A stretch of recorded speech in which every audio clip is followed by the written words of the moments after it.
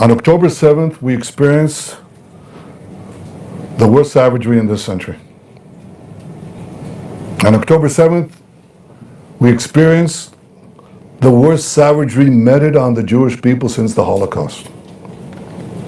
These savages massacred our people, 1,200 civilians. They beheaded our men. They raped our women and then murdered them. They burned babies alive. They took 255 of our people hostages to their underground dungeons. That's a horror that the world saw and responded to initially. It's important that we remember it. These are the savages, these are the terrorists that Iran implanted next to our border, as elsewhere. And we're committed to defeating them, to extirpating this evil from our midst. I want to talk to you today about some of the things that we must do to achieve that goal, including the questions of the Philadelphia corridor. But before I do that, I want to give your readers and viewers some context, because often you see maps of Israel, you think it's a Goliath. Well, I'd like to give you first an overview of where Israel is. This is the Middle East, and this is the entire Arab world, and this is Israel. It's one of the world's tiniest countries. I give it the thumb test. This is a big one, so you need a bigger thumb. But it's a tiny country. It's one of the tiniest countries on the planet. It's, I think, 1/10 of 1% of the territory of the Arab world. Maybe I'm wrong, maybe it's 2/10 of 1%. It goes from the river is right here, that's the Jordan River, to the sea, the Mediterranean Sea. So when Hamas is talking about liberating Palestine from the river to the sea, basically what they're saying is destroy Israel. And the entire width of this is probably around the width of the Washington Beltway. It's all together, it's its widest point, about 50 miles, right here. Tiny. And here's Gaza there. This is the red thing that you see here. That's Gaza. Now I want to zoom in. When I zoom in, remember how tiny this is. Remember the distances here. Now take a look. Here it is enlarged. This is Israel. This is the Mediterranean Sea. The Jordan River is right here. This is Egypt and the Sinai Desert. Now look at Gaza. Where is Gaza? Gaza is implanted in this tiny country, 30 miles from Tel Aviv, 40 miles from our capital, Jerusalem, 30 miles from Beersheba. These are three of Israel's largest cities. Gaza is within spitting distance to them. Israel, up to the disengagement agreement of 2005, Israel controlled this border under an agreement with Egypt after the Camp David peace accords. We controlled this part, which is called the Philadelphia corridor. I'll talk to you about that in a minute. Right down to Eilat in the Red Sea. This was our border. And while there was, I would say, a minimal amount of terrorism, we didn't really face a big problem. Let's zoom in on that a bit more. Here's Gaza Strip enlarged. Again, this is the situation in Gaza before the disengagement of 2005. And the Gaza Strip is firmly under Israeli control. We control the maritime border. You can't smuggle in weapons. They tried, but we stopped it. You control the land border, and you control this border between the Sinai Desert, Egypt, and Gaza, the Gaza Strip. It's controlled. This is the Philadelphia corridor. This is the Rafah crossing, controlled by the IDF. Now look at the distances from Gaza. It's 4 miles to another city in Israel called Ashkelon, where I visited that bereaved family yesterday. It's a population of 170,000 people. They're 4 miles away. But some of our communities, like Kibbutz Be'eri, which was one of the hardest hit, is 1 mile away from Gaza. Kfar Aza is less than 1 mile away. It's literally walking distance, okay? And so as long as we control this, these communities, sometimes they were harassed by this rocket or that rocket, but it was marginal. We control the security situation. But something happened in 2005. Israel unilaterally disengaged from Gaza. It just went out. It took out everything. It took out the army. It stripped, uprooted communities, took out 10,000 people. The army left the Philadelphia corridor. Here's what happened. This is Gaza after the disengagement. And Hamas now has a weapon smuggling operation nurtured by Iran, financed by Iran, supplied by Iran, delivered by Iran. And here's what happened. That Philadelphia corridor became completely porous. The other borders controlled by us. But once this was perforated, even though the policy of Egypt was to prevent it, it didn't necessarily work. It didn't succeed. And this border, once we left our side of the Philadelphia corridor, rockets went in, missiles went in, drones went in, ammo went in, weapons manufacturing equipment came in, tunnel drilling equipment came in.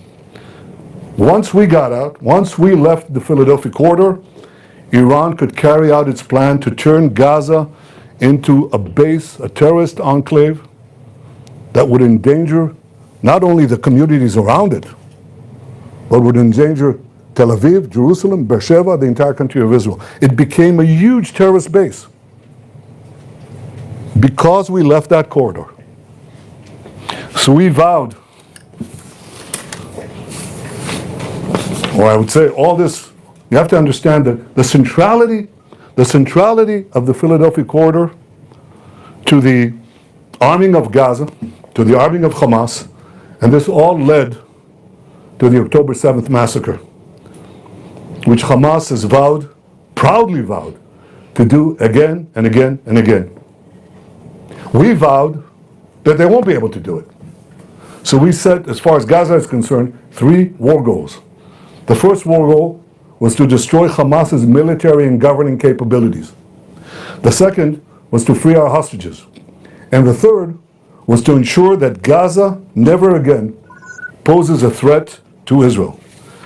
And all 3 of those goals, all 3 of them, go through Israel's control of the Philadelphia corridor. And it's obvious why. You want to destroy Hamas's military and governing capabilities, you can't let Hamas rearm. It's obvious. So you have to control the corridor. You can't let them have, by the way, it's not only to prevent them from terrorizing us, attacking us, it's also to prevent Hamas or any other terrorist organization from terrorizing the people of Gaza. Gaza cannot have a future if Gaza remains porous and you can enable rearmament of terrorists through the Philadelphia corridor. The second thing is to release the hostages. First of all, you can't prevent, if you leave this corridor, you can't prevent Hamas from not only not smuggling weapons in, you can't prevent them from not smuggling terrorist hostages out. It's walking distance, nothing. They can easily smuggle hostages out here to the Sinai Desert in Egypt. They disappear. It's crossing distance. The distance is nothing. It's meters away. They cross the barrier above ground. They don't even have to go underground. They disappear in the Sinai, and then they end up in Iran or in Yemen. They're gone forever. And you need something to squeeze them, to prevent them, to put pressure on them to release the remaining hostages. So if you want to release the hostages, you've got to control the Philadelphia corridor. And the third goal of ensuring that we prevent Gaza from being again a threat to Israel, it's clear Gaza must be demilitarized. And it can only be demilitarized if the Philadelphia corridor remains under firm control and is not a supply line for armaments and for terror equipment. I think that's clear to most Israelis, to all Israelis. But a question has arisen. That may be the case. But why don't you leave Gaza for 42 days? You could come back. Well, aside from what I said, that they could smuggle the terrorists out, Wait a minute. Come back. I want to show you what they've got under Gaza. I didn't show you that. So I want to show you that.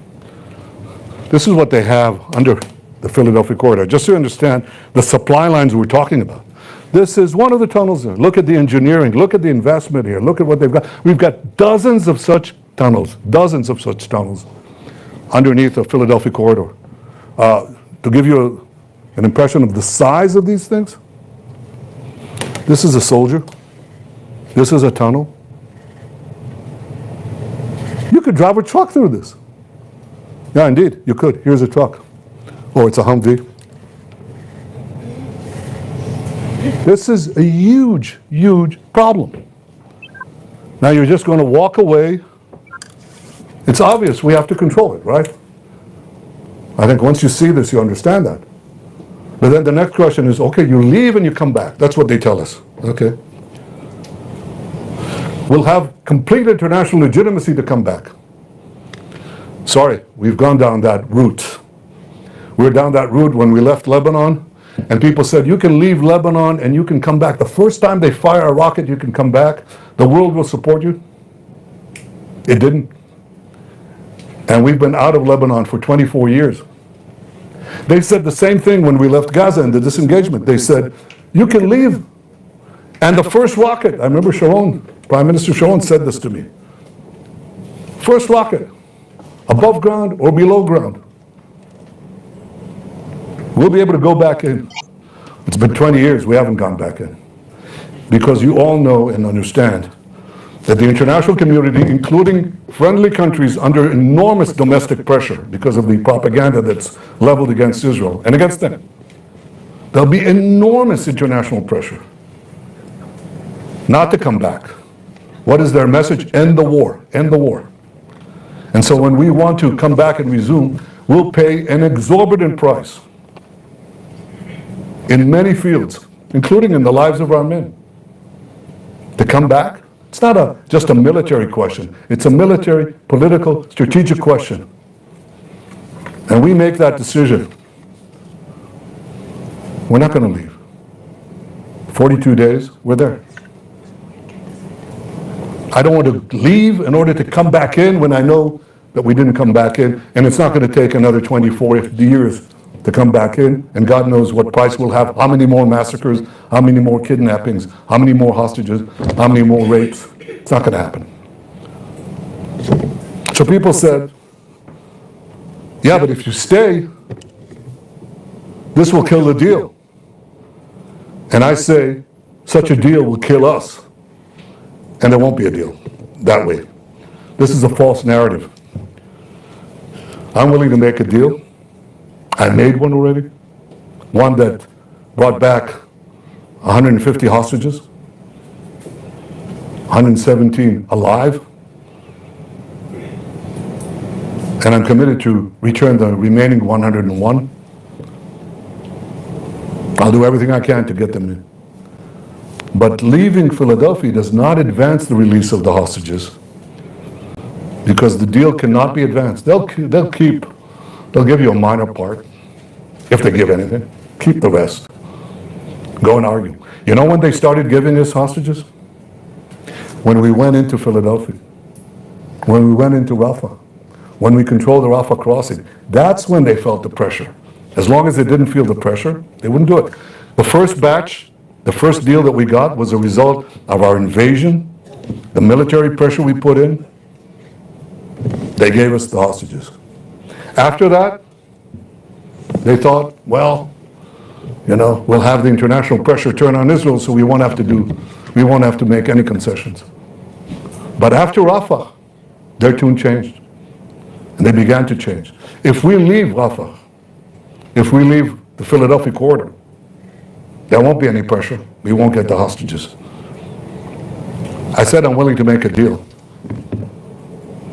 The real obstacle to making a deal is not Israel. And it's not me. It's Hamas. It's Sinwar. On April 27th, I put forward a proposal by Israel, which Secretary Blinken called extremely generous. On May 31st, having met Blinken again, I said we agreed to the US-backed proposal, and Hamas refused. On August 16th, the US brought forth what they call the final bridging proposal. Again, we accepted, Hamas refused. On August 19th, Secretary Blinken said, Israel accepted the US proposal, now Hamas has to do the same. On August 28th, that's a week ago, the deputy CIA director said, Israel showed seriousness in the negotiations, now Hamas must make the deal. This was last week. So I ask you, what has changed? What has changed in this week? What's changed is that they murdered 6 of our hostages in cold blood. Now the world will seriously demand that Israel make concessions after this massacre? What message does this send to Hamas? I'll tell you what the message is. Murder more hostages, you'll get more concessions. That's not only illogical, it's not only immoral, it's downright insane. So it's not going to happen. We have red lines. Before the murder, they haven't changed. We'll hold to them. But we also have had flexibility. And I'll tell you one thing, Hamas will pay for this. That you can be assured. We'll make sure that we extract them, that price from them. But we are firm on our red lines, including the Philadelphia corridor, for the reasons I described here. I'm flexible where I can be. I'm firm when I have to be. I think there is the possibility of getting this deal if we stick to this strategy. I said before, we got 150 hostages out because we combined a firm stance with military pressure. And I said that Hamas, after that, relied on international pressure, but it had weakened. And then we went into Rafah and the Philadelphia corridor, so it got strengthened. And they were beginning to balk. A condition that they said they'd never accept, a red line, is that we must commit to getting out of Gaza and enabling Hamas basically to take over Gaza again. End the war, get out, let them retake Gaza. That's obviously something we couldn't do. They said there'll never be a deal. Well, they started caving in there after we took the Philadelphia corridor. And then they started backing off. You know why they waited? Why they started backing off? Because they waited for Iran to start a general war with Israel. That didn't happen. So then they waited for Hezbollah to start a general war with Israel. That didn't happen either. So now they resort to the final tactic. They're going to sow discord and create international pressure, again using the hostages, even after the murder. And this is something that's not new because they started this a year ago. You should see this. I mean, this is their tactic. This is Hamas orders for psychological warfare found in Hamas underground command post on January 29th. That's right after the beginning of the war, 2024. And this is the original document in Arabic. Our soldiers found it. And here's what it says. Push photos and videos of hostages. Put it out in the media. Because that creates enormous psychological pressure. Who's not affected by it? Any human being seeing these souls, these girls, these people, young people from those dungeons, you're affected by it. Second, increase psychological pressure on defense minister. Third, continue blaming Netanyahu. And fourth, claim ground operation will not release hostages. That's Hamas's, that's not only their talking points, it's their strategy. And their idea is this will sow internal discord and increase international pressure on Israel. That's what they hope to achieve. And they think this will happen. Well, it won't happen. I can tell you why it won't happen. I'll tell you why they'll fail. Because overwhelmingly, the people of Israel are united. They understand everything that I said here. Overwhelmingly. You should know that. It's important. And the second thing is, we're committed to achieving our goals.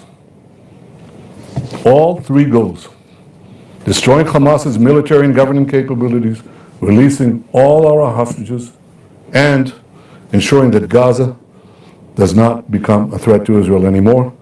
And all these require standing firm on the things that will ensure the achievement of these goals. And with God's help, and with our people's will, and with the courage of our soldiers, we'll achieve all goals.